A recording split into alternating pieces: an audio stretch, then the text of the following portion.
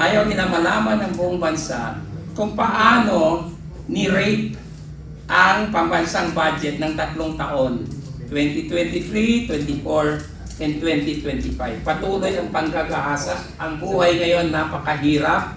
Mataas lahat, sabi ni Cathy. Pag 62 na yung dami. Halos lahat ng mataas. Ang sweldo na lang mababa, ang income na lang ang wala or mababa, lahat nagsitaasan. That's because merong real effect itong flood control scam na ito. Si Toby Tiangco, nagsalita siya before. Sinabi niya, nandun siya nung nag-uusap si BBM, si Martin Romualdez, at si Saldi. Calling on the Senate to conduct, to restart the investigation into the flood control corruption. Kahit pa, they are performing the constitutional duty as an impeachment court. Wala namang problema yan eh. It's a matter of scheduling.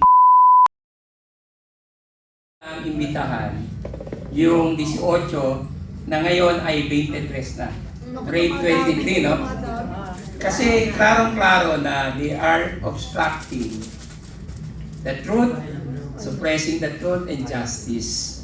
Ayaw nila malaman ng buong bansa kung paano ni-rape ang pambansang budget ng 3 taon, 2023, 24, and 2025. Patuloy ang panggagahasa sa budget. Now, we have to be very insistent dito sa pagbulatlag dito sa issue na ito. Kasi si Senator Marcoleta and former Congressman Defensor, yun na huwag natin sayangin yung ginawa nilang sakripisyo. Kaya sila nasa jail, I honestly believe, dahil pinagkaisahan sila at there was retaliation dahil sa advocacy nila. Huwag natin sayangin yung kanilang sakripisyo. Paglaban natin sila. Kasi pag hindi natin mapanagot ang mga sangkot at nakinabang sa flood control na umabot sa more than 1 trillion pesos, lahat tayo mag-suffer. The economy has weakened. More than 2% na lang yata ang growth sa GDP. Tapos ang buhay ngayon napakahirap. Mataas lahat, sabi ni Pag Cathy. 62 na yung dami. Halos lahat ng mataas. Ang sweldo na lang mababa, ang income na lang ang wala or mababa, lahat nagsitaasan. That's because merong real effect itong flood control scam na ito. Imagine more than 1 trillion na wala sa market, tinatago ngayon, hino-hoard. Hindi nila ginagastos kasi matitrace sila. So wala yung pera na yan, more than 1 trillion sa market. You can just imagine the implication of that. It will not produce enough opportunities, negosyo, and trabaho. Kaya nagsasuffer ang economy natin. That's why we have to insist on the investigation of the flood control scam. Kasi affected tayo directly, hindi lang indirectly, directly.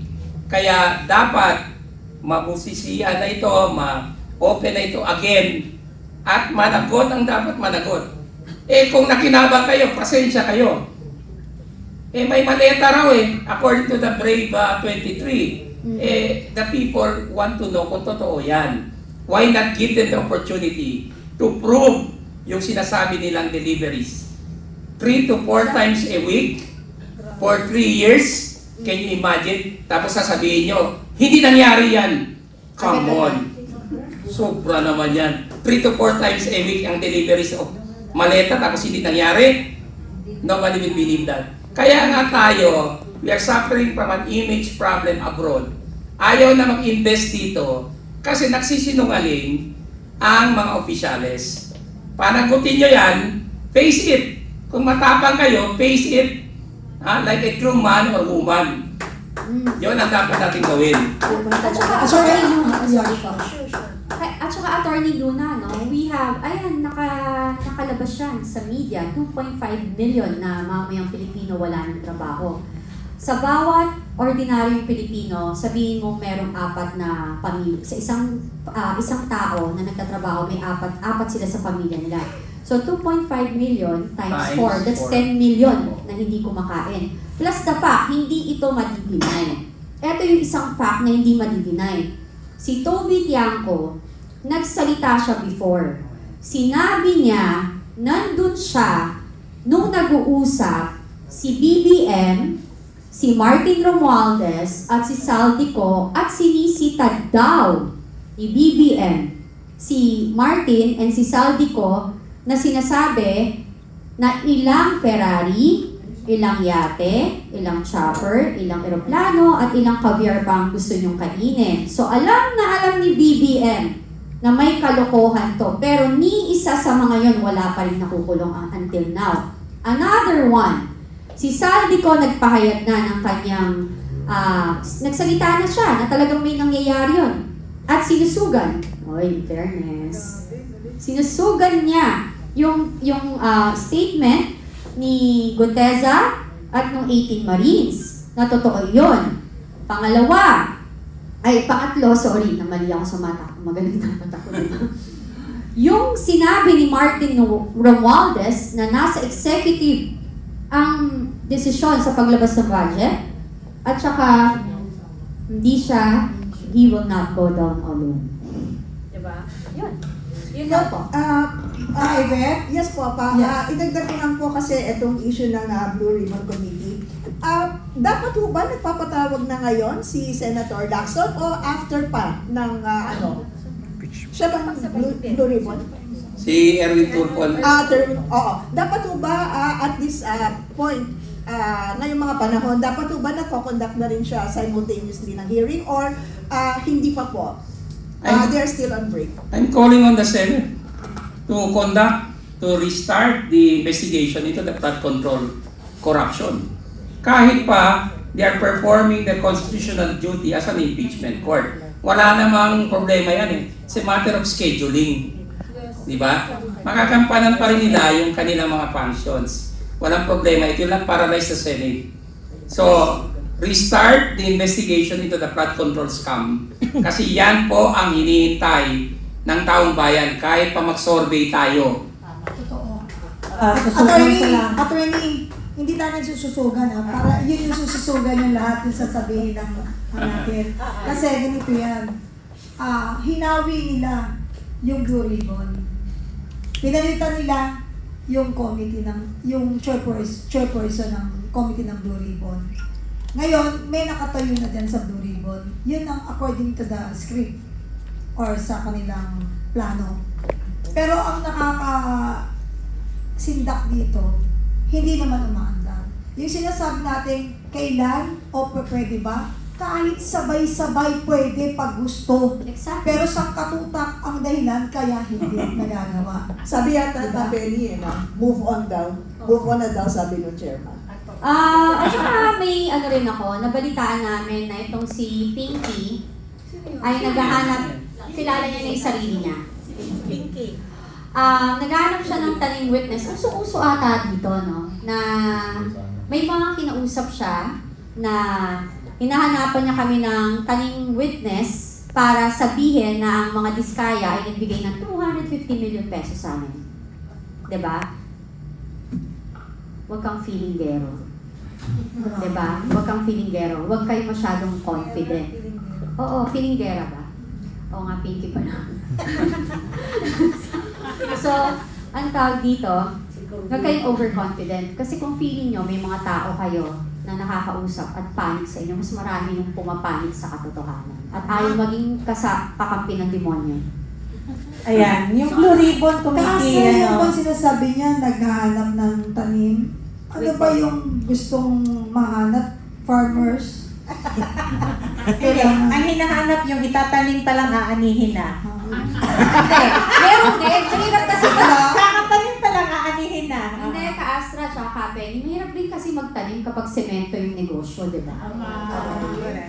Ayan, balik tayo dun sa Blue Ribbon, kasi mga kababayan, nakita nyo naman kung paano nila pilit na minamaniobra na pigilin ang flood control hearings, di ba?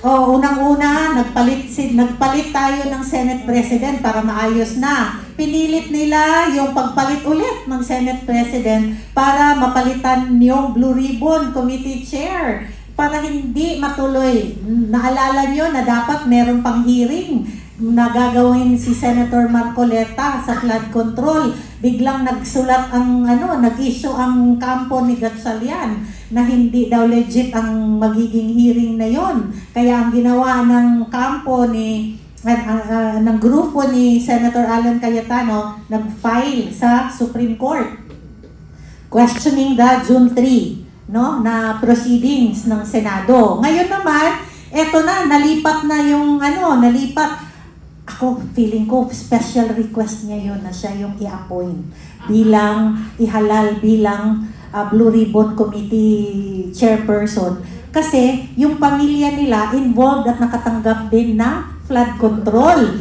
So, saan ka po nakakita mga kababayan na ang maglilid sa investigasyon ng flood control ay siya rin inaakusahan na tinabang sa flood control project. Ngayon, kahit po nasa break ang Senate ngayon, pwede po silang mag-conduct ng committee hearings. Kaya mga kababayan, manawagan tayo, dikdikin natin. Dikdikin natin ang lahat ng social media natin at ipanawagan natin na ang mga senador ay manindigan, ipagpatuloy ang flood control hearings na naantala dahil sa kanilang calisthenics. So, parang mga gymnast sila ngayon dyan sa sa Senado, di ba?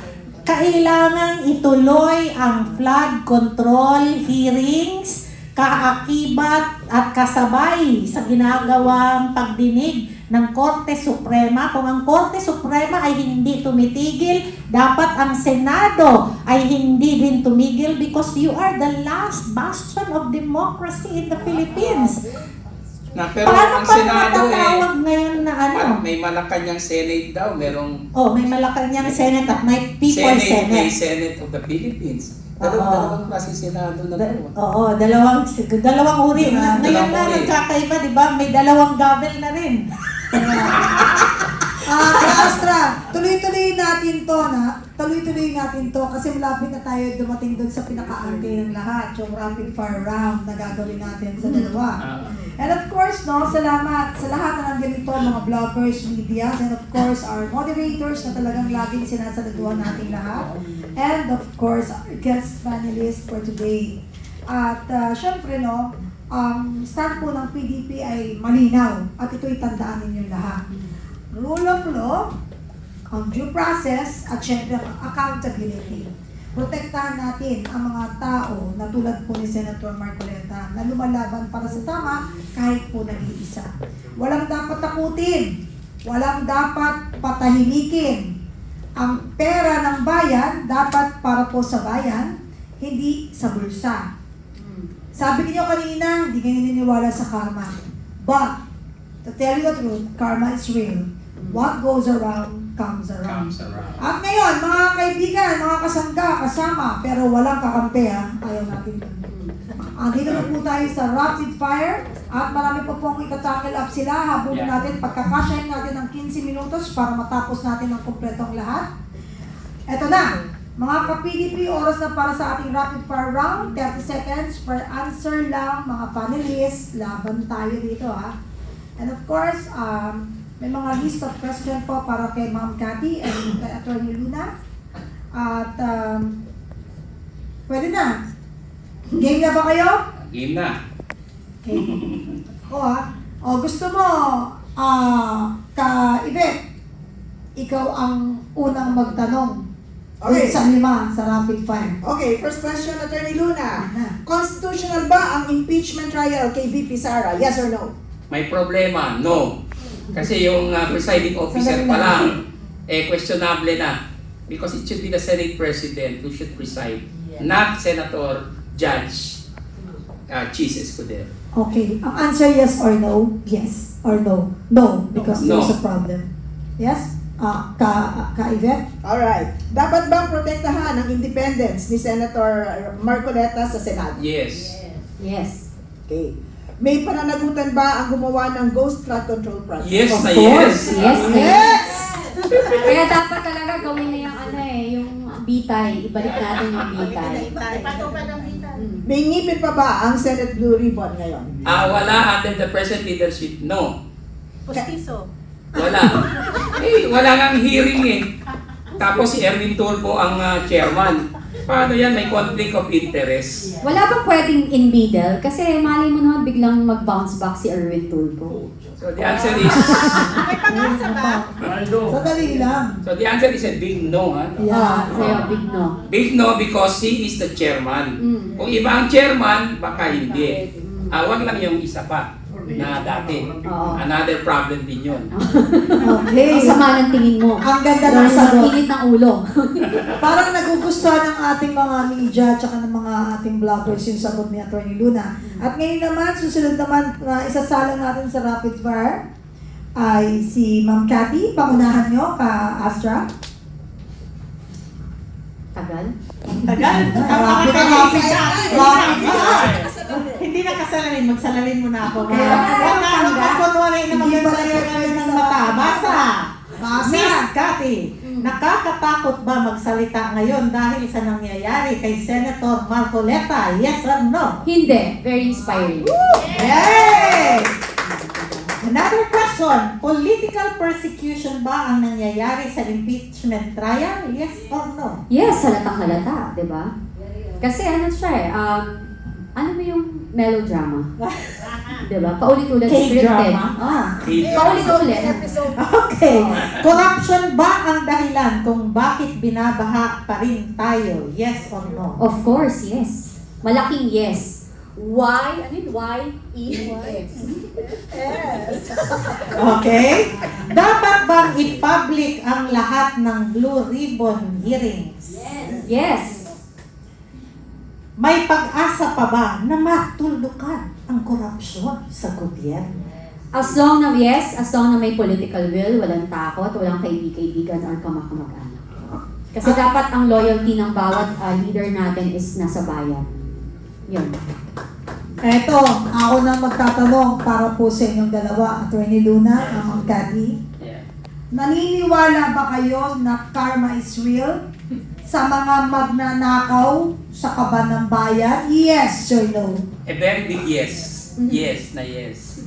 Ako yes na yes, kasi kahit na anong pilit nilang pagtatakip dyan, yung flood control, yung bagyo, kung kailan nag-start yung impeachment, nagbaha. Di ba? Yun. So, Napakainit ng ating usapin at ngayon talagang napagkasya natin. Maraming salamat sa inyong lahat. And of course, sa atin pong kasangga, kasamang mga moderators, maraming salamat ka Astra, ka Yvette, Ma'am